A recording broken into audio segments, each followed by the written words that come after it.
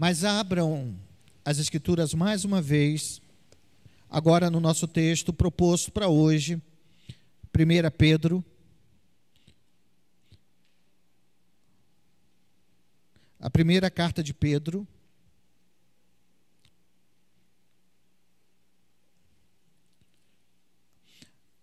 às igrejas do Ponto, Galácia, Capadócia, Ásia e Bitínia. 1 Pedro, capítulo 1.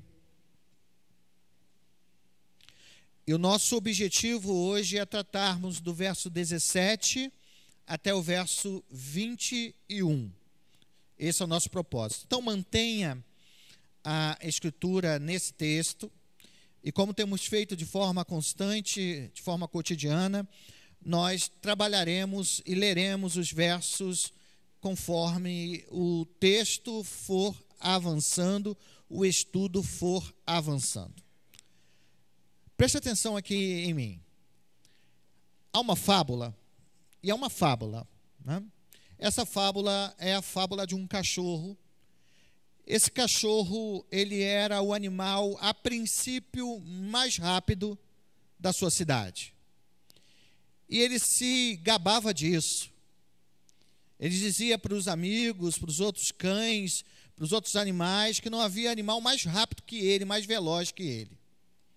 Um dia, chega naquela cidade um coelho. E no meio da praça, aquele coelho aparece, o cachorro vê uma oportunidade de um belo jantar e corre atrás do coelho.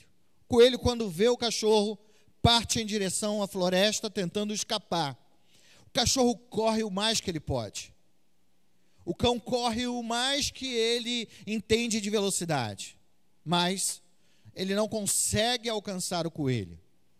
Ao fim, aquele cachorro volta da floresta sem o coelho ou sem a sua janta em sua boca. Os amigos que ouviram tanto tempo aquele cão se gabar de ser o mais rápido, não perderam a oportunidade de, naquele momento, tirar uma casquinha daquele fato. E então dizem: você não é o mais rápido? Deixou um coelho, um pequeno roedor te enganar? O roedor foi muito mais rápido que você. Aí então o cão, o cachorro, olha para os seus amigos e com um olhar de vitória, diz a eles o seguinte: há uma diferença entre a minha corrida e a corrida do coelho. Aquele coelho, ele estava correndo para preservar a sua própria vida, enquanto eu corria para ter um jantar apetitoso. Qual é a moral desta história? Aquilo que nos motiva, aquilo que é a motivação máxima para nós, é que nos faz correr de forma veloz em uma direção. A vida humana, a história humana, ela se dá por meio de motivações.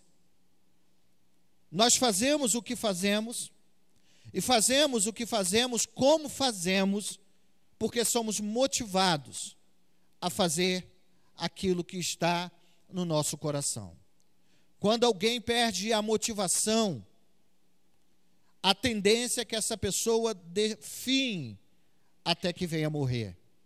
É por isso que todos nós precisamos ser motivados, precisamos ter motivações para caminhar e ter sucesso em nossa vida. Na vida espiritual não é diferente.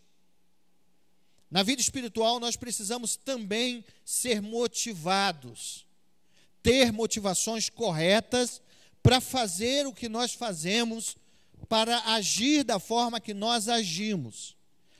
E às vezes nós vemos crentes, cristãos, que estão totalmente desmotivados em ler as Escrituras, estão desmotivados em orar, em dedicar tempo em oração ao Senhor, estão desmotivados em servir a Deus, servindo ao próximo, e até mesmo desmotivados em vir para a igreja, para as reuniões de oração, para os estudos bíblicos, para as programações cotidianas da igreja.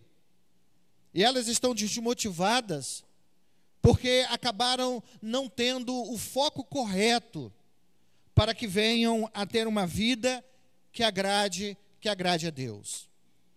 É sobre motivação que Pedro escreve a carta àqueles crentes que, como você sabe, estavam sofrendo terrivelmente. Diante do sofrimento que caiu sobre a vida deles, diante da perseguição de Roma, diante da possibilidade de a qualquer momento serem presos, mortos, diante da realidade de ter visto, presenciado até mesmo parentes ou amigos ou irmãos em Cristo que, por não negarem a Cristo, terem sido mortos. Talvez aquela igreja ou aquelas igrejas estivessem desmotivadas. Talvez o coração delas pudesse dizer àqueles crentes: não há motivo para louvar, não há motivo para cantar, não há motivo para nos reunirmos, para adorar a Deus, porque nós estamos sofrendo por deveras. Não há motivo para pregar o Evangelho, porque quanto mais pregamos o Evangelho, mais possibilidade de pessoas que ouvem esse Evangelho sofrerem como nós estamos sofrendo. Diante de tantas outras dúvidas, medos e preocupações dos crentes naquela época, é que Pedro escreve essa carta, para mostrar àqueles crentes que eles deveriam ter esperança, eles deveriam ser motivados e estarem motivados. Falamos no início da carta que Pedro, ele mostra alguns motivos claros para que a igreja adorasse, bendizesse e permanecesse firme. Primeiro, a regeneração em Cristo, e essa regeneração traz uma viva esperança. Não apenas a questão da regeneração, do nascer de novo, de uma esperança aqui enquanto seres viventes, mas uma esperança de uma herança que está no céu. Essa herança, ela é incorruptível, ela não tem sombra de variação, ela é perfeita, ela é sem mácula e ela é imarcessível. Nós nos lembramos que Pedro traz à igreja vários motivos para que pudessem ter esperança, mesmo em meio à tragédia e à tempestade que eles estavam vivendo. Então, depois de falar inicialmente sobre essa esperança, em meio às adversidades, às provações, e uma das esperanças, uma das motivações para superar e segurar firme em meio às tribulações, é que essas tribulações não eram perpétuas, não durariam para sempre. Na visão de Pedro e na nossa visão, qualquer tipo de provação tem um tempo exato para chegar ao seu fim, e esse tempo é o tempo do Senhor, é o tempo do Deus da glória, que tem o controle sobre todas as coisas. Depois de motivá-los a permanecerem firmes, Pedro, a partir do verso 13, vai também motivá-los a viver uma vida em novidade, ou viver em novidade de vida. Ora, eles tinham sido salvos, ora, eles tinham nascido de novo, ora, eles tinham sido regenerados pelo Espírito, então deveriam viver desta forma. Por isso, então, a partir do verso 13, Pedro começa a falar sobre viver uma vida para a glória de Deus, viver uma vida santa. E viver uma vida santa diz respeito a viver uma vida de retidão, uma vida de caráter e moral que agradem a Deus, fugindo de todo o pecado, de toda aparência do mal, mas antes buscando a Deus, e a motivação para que eles vivessem uma vida santa inicialmente é clara. Eles deveriam viver uma vida santa, porque santo é o Senhor. Olha que motivação bela. Vivam uma vida santa, íntegra, custe o que custar. venha o que vier diante de vós, viva uma vida santa, porque santo é o Senhor, santo é aquele que vos escolheu, santo é aquele que vos tem amado. Esse é o grande motivo de vivermos uma vida santa. Ele diz isso no verso 16. Mas não basta apenas dizer que o crente deve viver uma vida santa. O apóstolo Pedro mostra a eles, na prática, porque é assim que funciona. Nós devemos dizer o que fazer e apontar como fazer.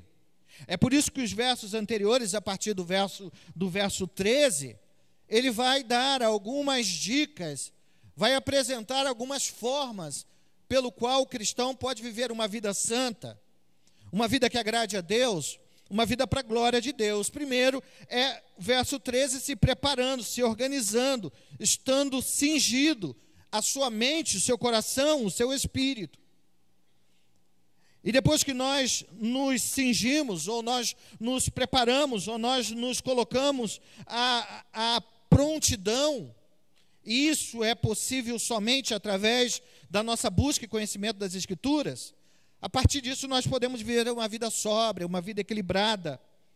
E nós podemos viver uma vida sóbria e equilibrada a partir da nossa esperança de que o Senhor Jesus há de retornar. Eu acho interessante pensar nisso. Sabe aquele momento em que nós acabamos, por qualquer situação adversa, perdendo o equilíbrio? Perdendo o foco? De como é para viver e como deve se viver? Pedro está dizendo assim, nesse momento da falta do equilíbrio, você deve voltar a sua mente, o seu coração para o alto. E lembrar que a qualquer momento Jesus pode voltar. E se ele não voltar, você irá até ele. Então, quando você lembra desse fato, pelo menos comigo é essa sensação que eu tenho, de paz e tranquilidade, porque eu me lembro que aqui não é o meu destino final. É isso que Pedro está dizendo àqueles crentes, e ele continua dizendo que para viver uma vida santa, é necessário ser obedientes a Deus como um filho é ao seu pai.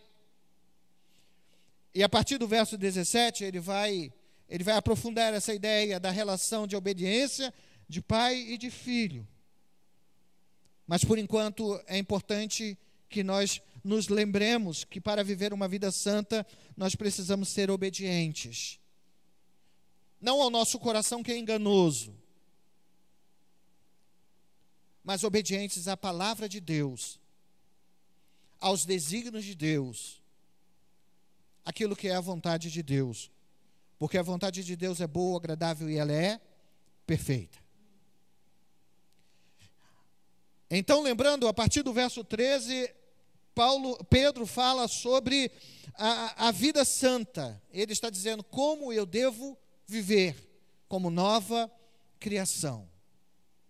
Qual é a motivação para que eu viva como eu devo viver e como Cristo quer que eu viva?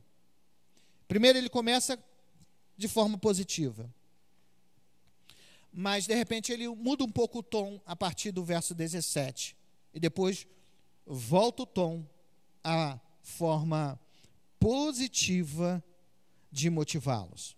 Olha o que diz o verso 17.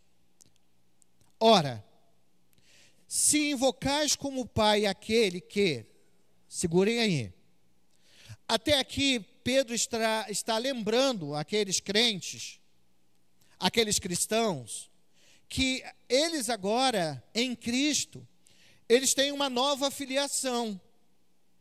Eles não são mais, como Paulo disse em Efésios, filhos da ira. Eles agora não são cativos, presos, escravizados pelo pecado e pelo diabo. Não. Agora, em Cristo e por meio de Cristo, quando são regenerados, eles recebem uma nova filiação. eles são adotados por Deus, por meio de Jesus Cristo, como filhos. É por isso que quando lemos tanto Gálatas quanto a carta aos Efésios de Paulo gosta de usar o termo da relação dos crentes com Deus, ou de Deus com os crentes, a relação de pai e filho. Abba Pai. Nós podemos nos aproximar de Deus como um filho, um pequeno filho, que ama o seu pai, e o seu pai está disposto a abençoar o seu filho. Aí Pedro, nesse momento que fala sobre como nós devemos viver, seja a circunstância da vida que nós estejamos vivenciando, seja de alegria, de tristeza, seja de bonança ou de perseguição, ele vai dizer que nós devemos viver uma vida santa. E agora ele vai mostrar o motivo pelo qual nós devemos viver uma vida santa, porque nós somos filhos de Deus. É como se ele estivesse iniciando a frase dizendo assim: olha, vocês têm dito, dizem para todos que estão próximos a vocês, que vocês têm um pai, e o pai de vocês é o Criador dos céus e da terra. Vocês invocam, vocês clamam, vocês chamam Deus de Pai. Isso é verdade. Vocês são filhos do Deus eterno, do Deus Altíssimo. Portanto, se vocês são filhos do Deus Altíssimo, vocês precisam agir como tais. Vocês já viram? Aqui quem é pai, né? E aí eu vou usar o termo pai pela figura aqui do texto, né? Deus é pai, nada contra as mães, né? Mas já ouviram os pais que aqui estão, em determinado momento alguém olha para você e diz assim: seu filho ou sua filha parece com você? De vez em quando o Felipe ouve aí, né? Ainda bem que Tomás não é careca, porque fora isso, lembra muito ao pai. Não é assim? De vez em quando a gente não ouve isso. Por que nós ouvimos isso das pessoas que estão de fora? E quando ouvimos isso, aí eu quero colocar a mãe no meio, né? Quando ouvimos isso de alguém, fulano é parecido com o pai ou com a mãe, a gente se enche o quê? De orgulho. Um santo orgulho. Nós nos alegramos porque entendemos que estamos fazendo o nosso trabalho de forma plena. É mais ou menos isso que nós devemos entender da nossa filiação. Se eu e você somos filhos do Deus Altíssimo, e estamos diariamente aos seus pés, se estamos diariamente conhecendo e prosseguindo em conhecê-lo, é muito óbvio que nós nos pareceremos com Ele. Me faz lembrar de um determinado momento de sufoco para esse mesmo que está aqui escrevendo, Pedro. Jesus está preso. Diante da prisão de Jesus, todos querem também pegar os seus comparsas. E de repente Pedro está olhando de longe Jesus que estava preso, já no sinédrio. E algumas pessoas se aproximam e olham para ele e dizem: você é um deles. Ele diz: não, de jeito nenhum. Aí outro vai e diz: não, mas você fala, você parece com ele. Ele diz: não. O crente que nasceu de novo e que tem como princípio norteador ser guiado pelo Espírito e busca na palavra de Deus conhecer a Deus de forma inevitável, ela vai se parecer com aquele que o arregimentou. Vai ter as características do seu mestre. Isso me faz lembrar uma ilustração antiga. Havia uma menina cega que vendia doces de frente a uma estação de trem. E naquela correria das pessoas, indo de um lado para o outro, de um lado para o outro, alguém derruba a banquinha dela de doce. Cai tudo, e ela cega, começa a tentar catar, e de repente, alguém com uma voz firme diz: fique tranquila, menininha. Levanta a banca, cata todos os doces que ainda estavam em bom estado. Os que não estavam em bom estado, ele puxa um dinheirinho e dá para ela para cobrir os prejuízos daquela menina. E então ele diz: estou indo. Aquela menina olha para aquele homem, né? Olha no sentido de ver em direção, olha em direção a ele, ouvindo a voz daquele homem, e diz assim: moço, o Senhor é Jesus? Ele diz: não, mas eu aprendi com ele. O cristão que nasceu de novo é aquele que vai se parecer com aquele que o chamou das trevas para a sua maravilhosa graça. Então, por isso que Pedro diz: e você que invoca como Pai aquele que... Aí segurem, porque a continuação nos provoca ainda mais a nossa mente, o nosso coração, porque ele vai dizer que sem acepção de pessoas, guardem esse termo, não é a primeira vez que Pedro usa esse termo, acepção de pessoas. Esse termo é um termo muito usual para os gregos, muito mais para os gregos do que para os judeus. O termo acepção de pessoa era um termo jurídico, que vinha do meio jurídico. O que significa acepção ou não ter acepção de pessoas? É não fazer juízo de valor a respeito de alguém no julgamento, a partir do seu status social, a partir da sua posição cultural, a partir do sexo daquela pessoa, ou da religião daquela pessoa, ou até mesmo das posses, da riqueza daquela pessoa. Um juiz, ele não podia fazer acepção de pessoa. Ele não podia julgar de acordo com o que ele olhava para aquela pessoa diante da sociedade. Lembra-se que certa vez, Samuel, ele vai, indicado por Deus, à casa de um homem chamado Jessé. E Jessé tinha muitos filhos. E Deus disse a Samuel que dos filhos daquele homem, daquele grande homem, um deles se tornaria, no lugar do rei atual, o novo rei de Israel. Lembram disso? A história é bonita, né? Porque Jessé vai apresentando diante de Samuel, o grande sacerdote, todos os seus filhos. Vai parecendo, e parece-nos que o texto mostra que quando chega determinado homem daqueles filhos de Jessé, o coração de Samuel se inclina para ele, porque era um guerreiro forte, robusto, né? E precisava ser um homem robusto, forte, experiente em batalha, para reinar em lugar de Saul. Aí Deus internamente fala ao coração de Samuel: não é este, nem tampouco aquele, nem tampouco aquele outro.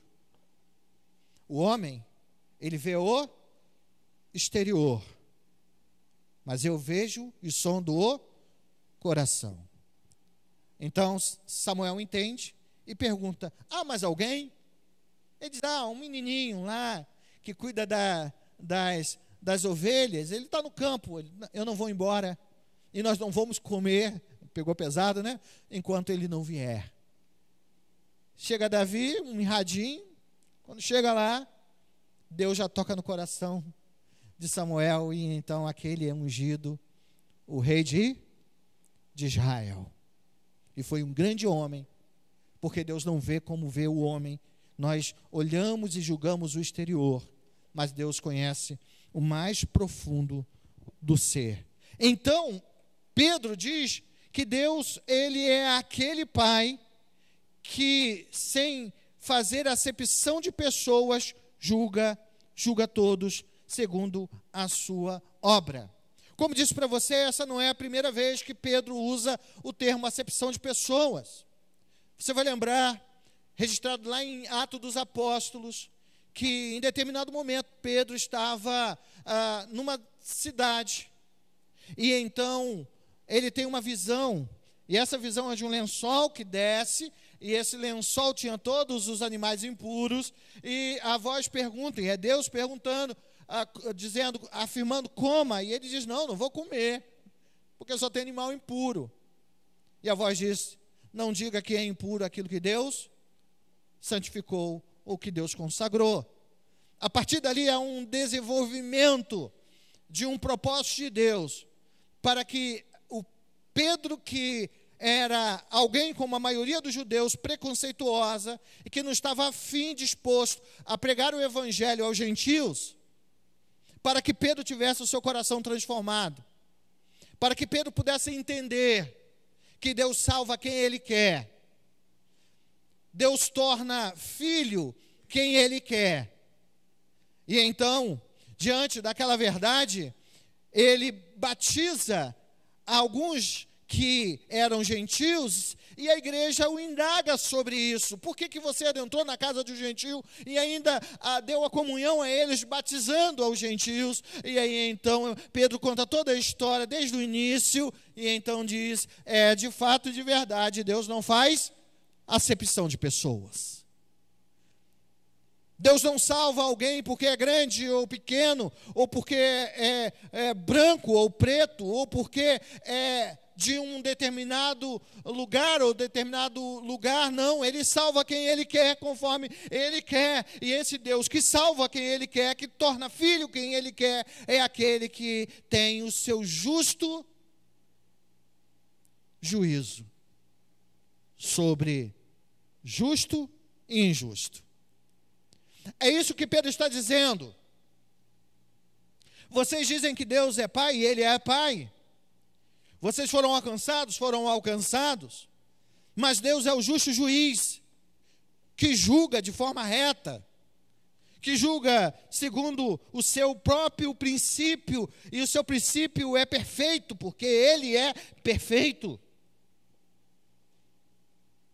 E se esse Deus, Ele é o Deus que julga tanto a ímpios quanto a justos, você deve viver uma vida santa, porque mesmo você sendo salvo pela graça, por meio de Jesus Cristo, e através do Espírito Santo você vai perseverar até o fim, você precisa, porque Deus é Pai, é justo juiz, você precisa viver uma vida santa. E aí é isso que ele vai dizer na continuidade do texto.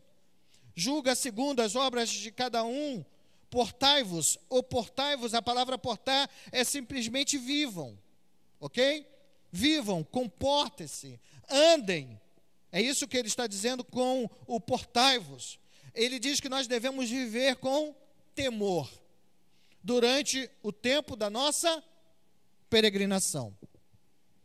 Lembra que o trato de peregrinos é algo que ele já tem falado desde o início. Nós estamos aqui, mas não pertencemos a esse lugar. Nós caminhamos e somos caminhantes aqui para a eternidade. Mas enquanto caminhamos, nós precisamos nos lembrar que Deus é conosco e nós temos responsabilidade para com Ele e para com o nosso próximo. Então, na peregrinação, nessa caminhada, nós não podemos caminhar de qualquer jeito. Não é porque uma vez salvo, salvo para sempre, que a minha vida deve ser regada à minha própria vontade, ao meu próprio desejo, ao desejo do meu coração, à minha própria vaidade. Pelo contrário, porque eu sou um peregrino aqui, porque eu sou salvo, eu sou eleito, eu devo viver uma vida para agradar ao meu Pai. E ele vai dizer que eu devo viver a minha vida aqui com temor. temor não é a mesma palavra ou o mesmo termo que é utilizado para nós quando saímos de madrugada e ficamos preocupados com medo de ser assaltado. Não é um temor de ter medo, propriamente dito, de algo ou de alguma coisa.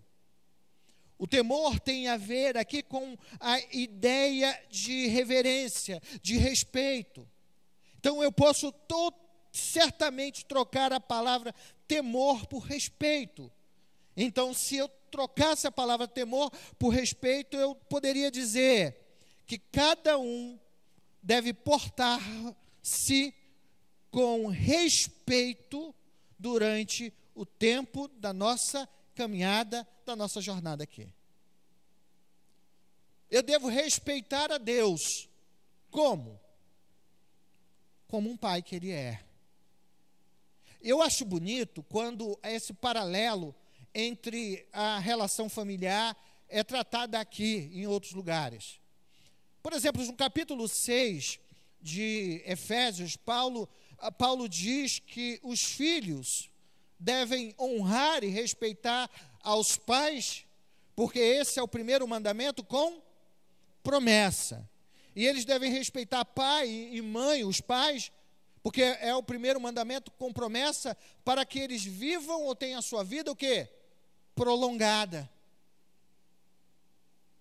Se nós olhamos para esta referência em relação ao respeito, a honra que deve-se ter ao pai e à mãe, quanto mais na nossa relação direta com Deus. Se queremos ter uma vida que seja uma boa vida, com alegria nos nossos corações e contentamentos, nós devemos respeitar a Deus, nós devemos nos comportar de forma a reverenciar a Deus com as nossas atitudes. No momento em que o pecado bater a porta do nosso coração, nós devemos olhar para aquilo que nos traz a tentação e dizer: eu respeito a Deus, e pelo respeito que eu tenho a Deus, que é o meu Pai, eu não estou disposto a agir desta forma. É isso que é viver com temor diante de Deus. A forma de agradarmos a Deus, a forma de vivermos de forma santa e para a glória de Deus, é observando esse princípio que somos filhos. E como filhos devemos temer a Deus, ou ter reverência, ou termos respeito àquele que nos salvou. E é por isso que agora, os versos seguintes, ele vai motivá-los de forma positiva. Primeiro ele vai dizer: ora, vocês têm que obedecer a Deus, vocês têm que viver uma vida santa, vocês têm que abrir mão dos seus desejos e buscar não pecar, porque Deus é Pai, Ele é justo e Ele julga com justiça. Ele não se vende. Interessante que desde essa época haviam juízes que vendiam sentenças de acordo com o seu padrão de pensamento e de proposta moral. Prendiam quem queriam pela sua perspectiva. Hoje não está sendo diferente, né? Mas Deus não é como um juiz, Deus não é como aquele que julga de forma tortuosa, mas sempre segundo o seu reto e justo desígnio. Aí agora ele vai falar e lembrar: você deve viver uma vida santa, porque você foi feito filho de Deus, mas não foi feito filho de Deus de forma simples e assim, como se fosse num passe de mágica. Mas ele vai dizer no verso seguinte, no verso 18, sabendo que não foi mediante a coisas o quê? Corruptíveis. Coisas corruptíveis são coisas naturais, são as riquezas desse mundo. E aí voltamos ao paralelo do juiz. Muitos juízes naquela época, eles davam uma sentença favorável ou desfavorável a alguém, de acordo com os seus próprios princípios, de acordo com as suas próprias vontades e desígnios. Por exemplo, se fosse alguém muito rico, próspero, que poderia pagar por uma sentença favorável a ele, muitos juízes acabavam se corrompendo e o fazendo. É por isso que ele, no verso 19, diz, sabendo que não foi mediante a coisas o quê?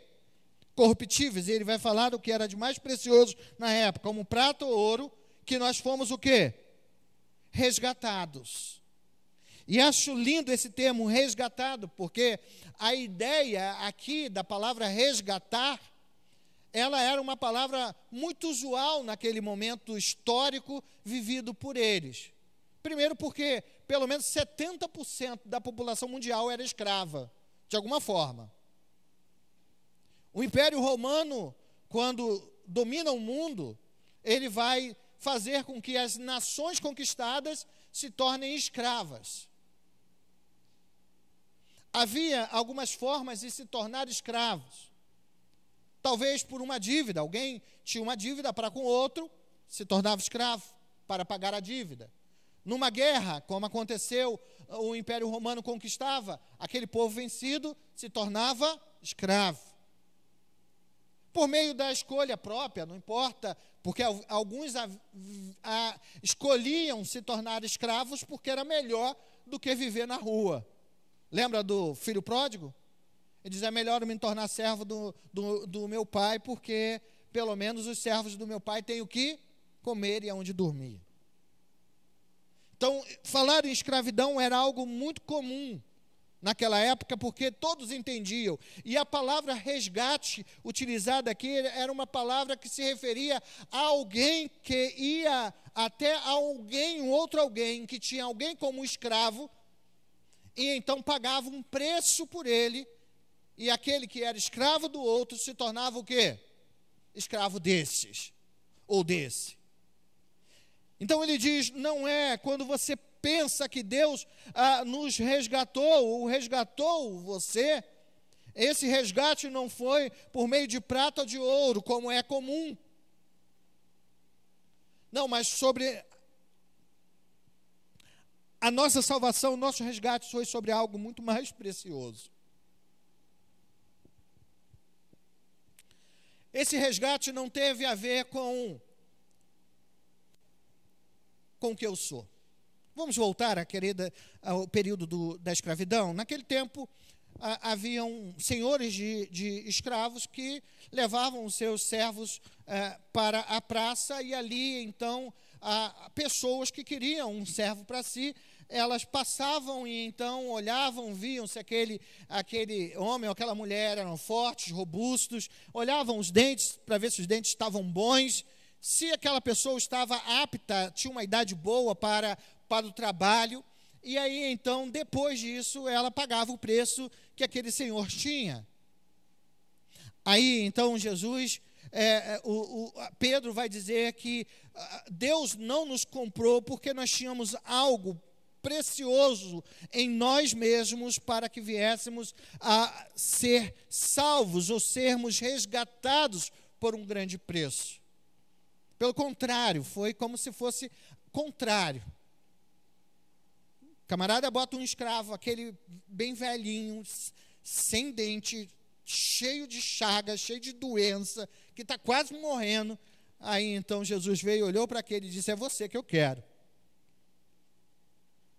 Ele mesmo disse que ele não veio para os que estão sãos, perfeitos, mas veio para os doentes.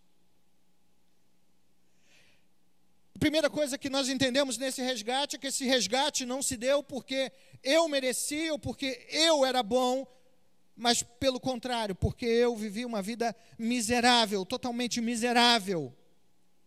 Talvez nós possamos olhar outros textos, mas não é o motivo hoje de perdermos mais tempo para mostrar os textos que mostram, que apresentam a cada um de nós como mortos em delitos e pecados e totalmente miseráveis. Mas o que importa para você nessa noite é que você foi resgatado, eu fui resgatado, não por algo que eu pudesse ser.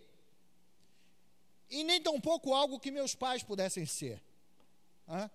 Não é porque meu pai ou minha mãe era de uma alta estirpe, não é porque meu pai e minha mãe eram justos, bons e perfeitos.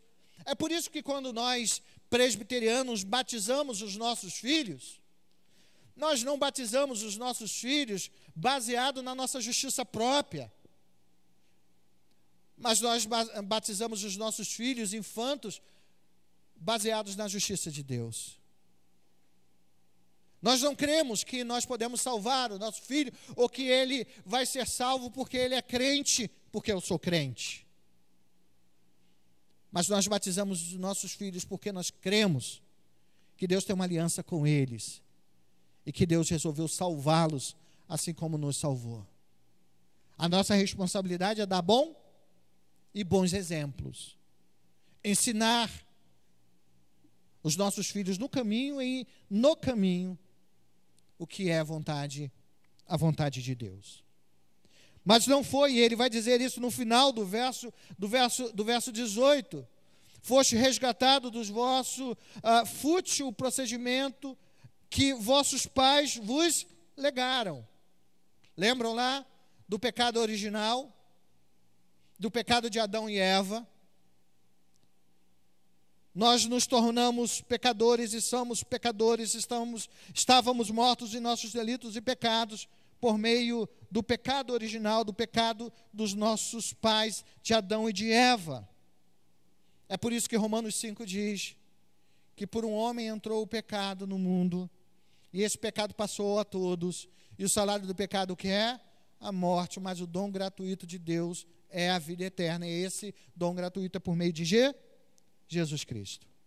Eu quero encerrar então o verso 19, e Pedro ele vai aprofundar essa ideia, ele vai dizer, mas pelo precioso, ele diz, não é por nenhum tipo de riqueza corruptível, prata, ouro, qualquer coisa, mas a gente é salvo, nós somos salvos pelo precioso sangue.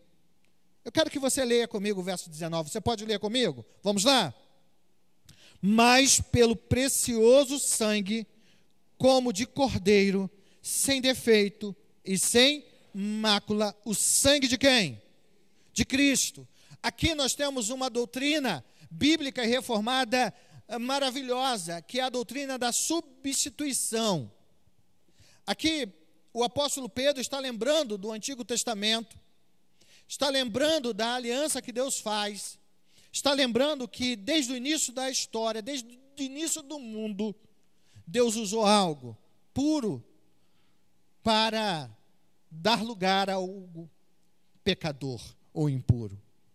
Lembram Adão e Eva quando pecam, estão nus e percebem que estão nus, e Deus cobre a sua nudez fazendo o quê? Matando um cordeiro. Lembram-se de Isaac? Isaac não morreu porque Deus providenciou um cordeiro. Lembra o povo de Israel que estava ainda no Egito, que Deus iria enviar o anjo da morte, mas para que o anjo da morte não matasse os primogênitos de Israel, foi preciso um cordeiro. E aqui é a mesma figura, sem defeito e sem mácula, ou seja, perfeito. Pedro aqui então vai dizer que aquele que nos trouxe vida, nos deu vida quando estávamos mortos em nossos delitos e pecados, ele é como um cordeiro. Você lembra de João Batista? Está com seus discípulos, e de repente vê Jesus ao longe, e então ele responde algo que os profetas no Antigo Testamento procuravam a resposta para quem era o verdadeiro Cordeiro de Deus. E João responde o quê? Eis ali o Cordeiro de Deus que tira o pecado do mundo. E ele se referia a Jesus. Em Apocalipse nós vemos, na visão graciosa do fim dos tempos, aquele que era como o Cordeiro de Deus.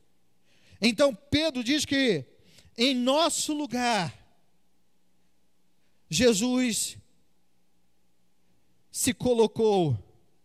substituindo a cada um deles, como o cordeiro sem defeito, que foi imolado, que era imolado no período passado.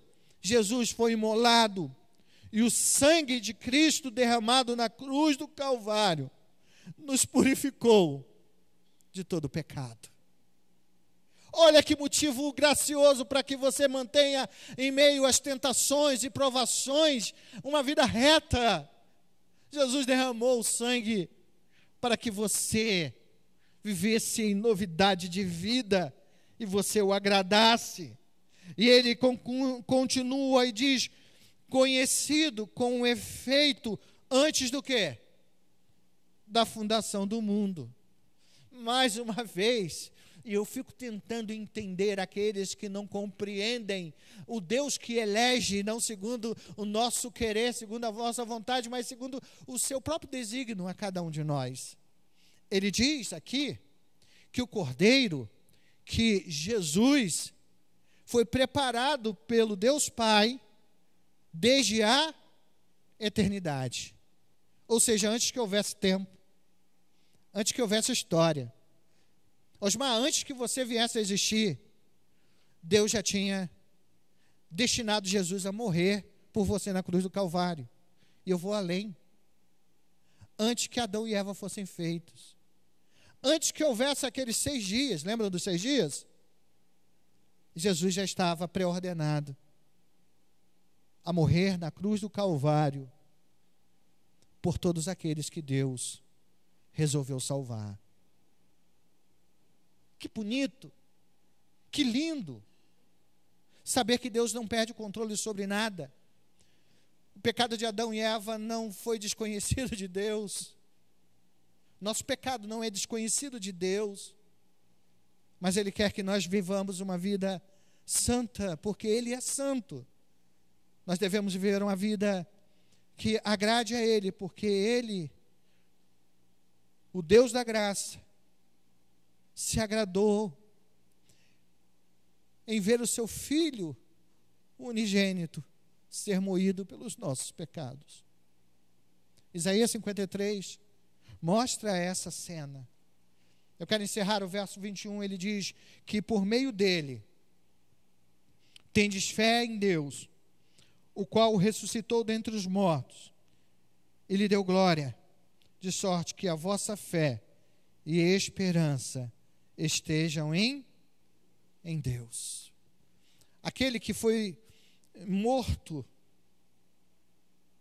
aquele que morreu na cruz do Calvário, aquele que foi entregue à sepultura, é aquele que foi ressuscitado por Deus dentre os mortos.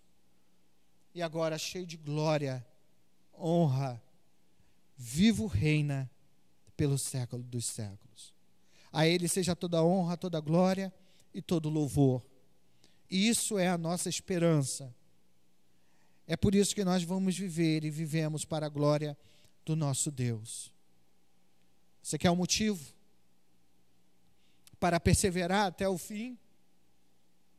Você quer motivo para que em meio às tempestades, provações, você permaneça firme, adorando, glorificando, saindo da sua casa para, como uma terça-feira dessa, vir à casa do Senhor, para uma quinta-feira estar na casa do Senhor, para servir aonde Deus mandou que você servisse? Você quer um motivo?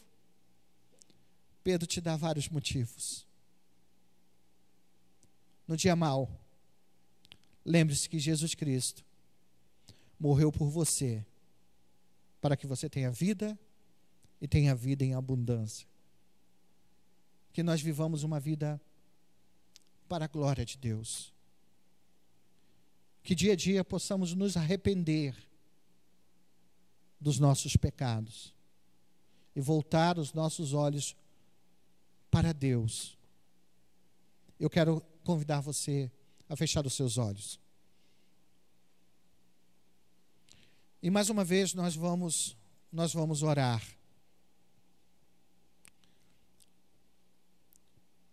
Quero convidar a irmã Luciene para estar aqui na frente. E depois dessa oração, eu quero te convidar a se colocar de pé. E nós vamos louvar ao Senhor, encerrando o nosso estudo com o hino número 270. Feche seus olhos. Gracioso Deus e eterno Pai, o Senhor afirmou uma verdade inescapável, que no mundo teríamos aflição. No mundo teríamos dias maus, sejam por motivos internos do nosso coração, que é enganoso, ou externos, não importa. No mundo teríamos que lutar bravamente para vivermos para a glória do Teu nome. É por isso que a entrada nos céus não é com facilidade, mas é com grande dificuldade. Mas nós temos o Espírito Santo em nós, que nos capacita a olharmos para Jesus e vivermos. Podemos, ó Deus, viver uma vida santa que agrada ao Senhor, se sermos motivados a isso. E as Tuas Escrituras, a Tua Palavra nos motiva a viver uma vida para a glória do Teu nome. Obrigado, Senhor, porque no momento certo o Senhor morreu por mim na cruz do Calvário, para que eu tivesse vida, para que eu fosse quem eu sou. Te agradeço, Senhor. Obrigado, Pai, porque ao adentrarmos no estudo da Tua Palavra, nós somos relembrados do nosso privilégio de sermos cristãos e filhos, mas também dos nossos deveres de sermos tal como somos. Ajuda-nos, ó Deus, a servir a Ti com alegria, a fugirmos do pecado e vivermos uma vida pautada nas Escrituras Sagradas, pautadas na Tua vontade, sendo aquilo que Tu queres que sejamos. Obrigado, Senhor, por tudo que o Senhor tem feito e por aquilo que ainda fará em nossas vidas. É nossa oração, em nome de Jesus. Amém.